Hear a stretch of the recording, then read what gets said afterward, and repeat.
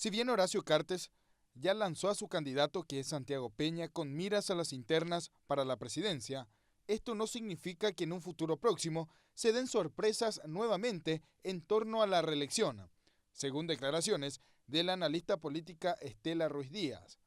La misma afirmó que, teniendo en cuenta las declaraciones de los expertos que hacen a la normativa electoral, todavía existen posibilidades, sumado a las alianzas en los distintos sectores políticos, para que finalmente pueda darse este hecho. Ayer Carlos María Lubetich, que fue un funcionario antiguo de la justicia electoral, ahora no está más, pero es un asesor electoral, sostiene que aún hay plazos para tratar la enmienda constitucional. Y eso obviamente despierta la alerta y la luz amarilla con respecto a...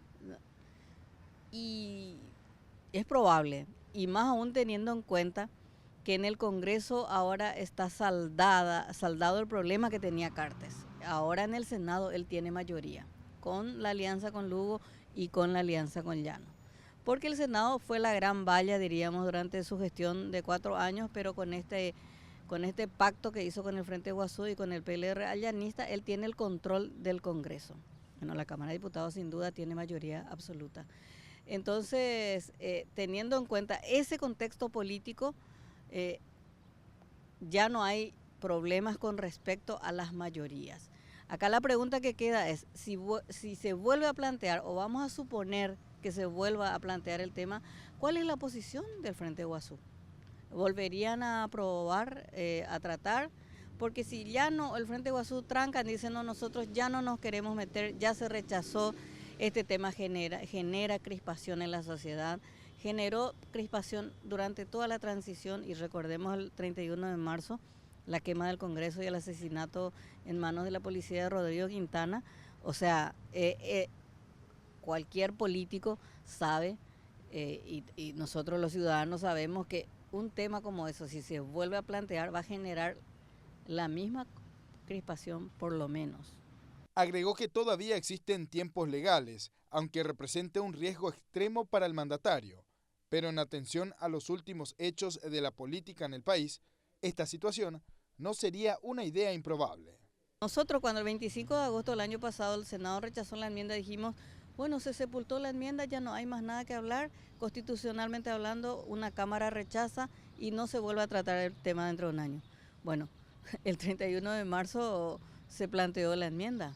¿Y por qué no pensar en base a esa posición y a esas situaciones que se dieron? Recordemos que en octubre del año pasado el presidente de la República salió públicamente a decir que él estaba en contra de la enmienda. Y sin embargo, el 31 de marzo de este año se aprobó la enmienda, ¿verdad? Entonces, no podemos tener en cuenta las posiciones políticas para decir esto va a pasar o esto no va a pasar.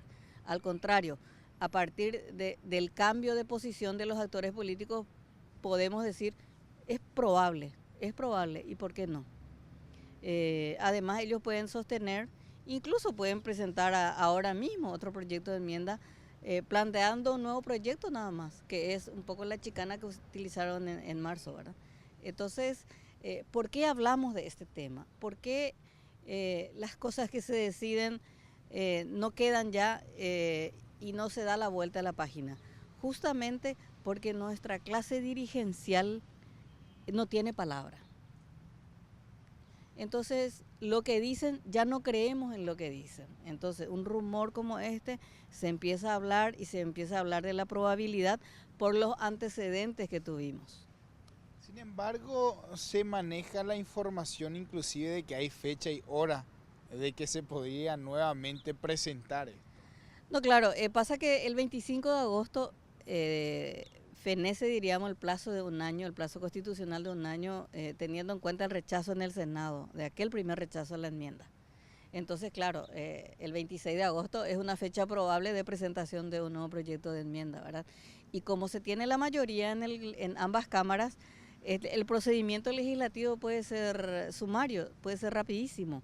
O sea, aprueba Senado, esa misma tarde puede ir a diputados, el diputado se puede convocar para el día siguiente, aprobar rapidísimo, va al Ejecutivo, promulga, y la justicia electoral tiene un plazo de 60 días como máximo para convocar al referéndum. Recordemos que este tema tiene que ir necesariamente a referéndum y la justicia electoral no va a usar el plazo máximo, puede usar el plazo mínimo. Y lo que tenemos por plazos electorales es que el calendario electoral del Partido Colorado establece, creo que como fecha tope el 3 de octubre para la inscripción de candidaturas. Entonces diríamos que tienen un mes haciendo todo muy rápido para aprobar en el Congreso, hacer el referéndum y bueno, si gana el sí, seguramente lo tendremos a Horacio Cartes y a Fernando Lugo como candidatos o no, ¿verdad? Pensándolo racionalmente, es absolutamente imposible, pero la política necesariamente no es racionalidad.